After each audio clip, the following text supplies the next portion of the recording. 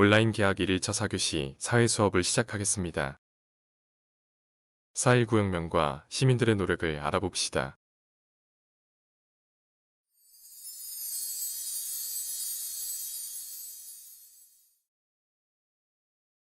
여러분들은 우리나라의 초대 대통령이 누구인지 알고 있나요? 2대 대통령, 3대 대통령은 누구인지 알고 있나요? 바로 이승만입니다. 영원한 독재를 원했던 이승만은 법 중의 법이라고 할 수 있는 최고의 법인 헌법을 바꿔가며 독재 정치를 이어나갔습니다. 제헌헌법상의 대통령 임기는 4년이었으며 중임이 가능했습니다.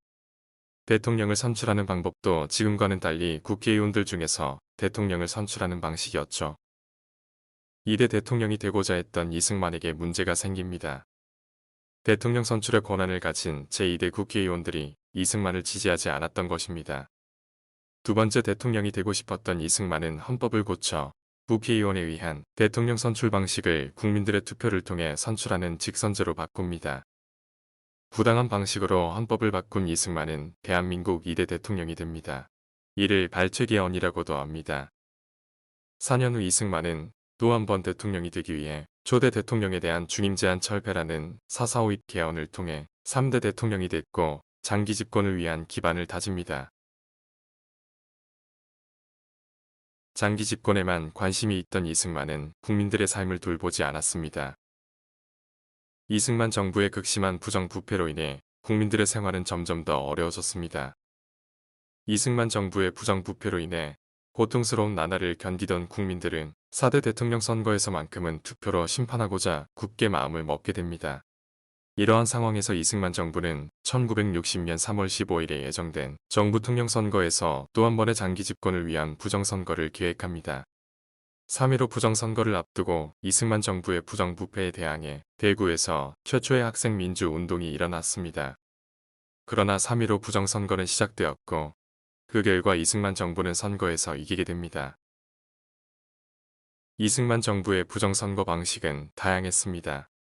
유권자들에게 돈이나 물건을 주며 이승만 정부에 투표하도록 했고 투표한 용지를 불에 태워 없애거나 조작된 투표용지를 넣어 투표함을 바꾸기도 했습니다.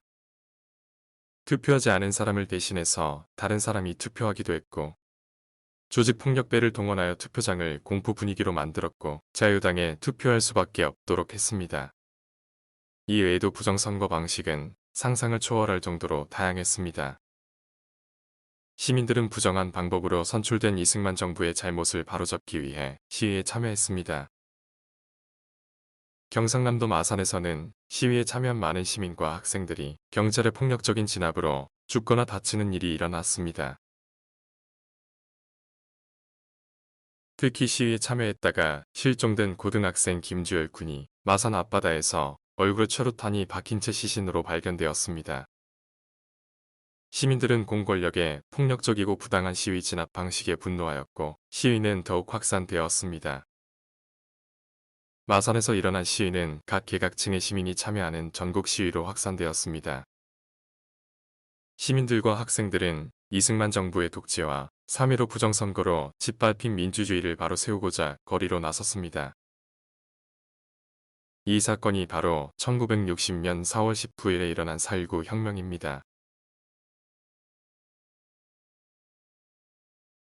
이러한 시민들의 강력한 요구에도 이승만 정부는 시위를 무력으로 진압했고 이 과정에서 많은 시민과 학생들이 피해를 입었습니다. 시위는 더욱 거세졌고 이승만은 국민들의 요구를 더 이상 무시할 수 없었습니다. 4.19 혁명의 결과 이승만은 대통령의 자리에서 물러났고 3.15 부정선거는 무효가 되었습니다. 이후 국민들은 올바른 민주주의 사회를 만들려고 노력했습니다. 재선거가 실시되었고 새로운 정부가 세워졌습니다. 마지막으로 4.19 혁명의 의의에 대하여 살펴보겠습니다. 4.19 혁명 과정에서 많은 시민과 학생들이 희생되어 민주주의에 대한 국민들의 관심이 높아졌습니다. 민주주의를 지키기 위해 모든 시민이 노력해야 하며 민주주의를 지키는 것은 결국 시민의 힘이라는 사실을 깨닫게 되었습니다. 국민들의 관심이 있어야 민주주의를 지킬 수 있으며 민주적인 절차와 과정을 무시하고 들어선 정권은 국민 스스로 바로잡아야 한다는 교훈을 얻게 되었습니다.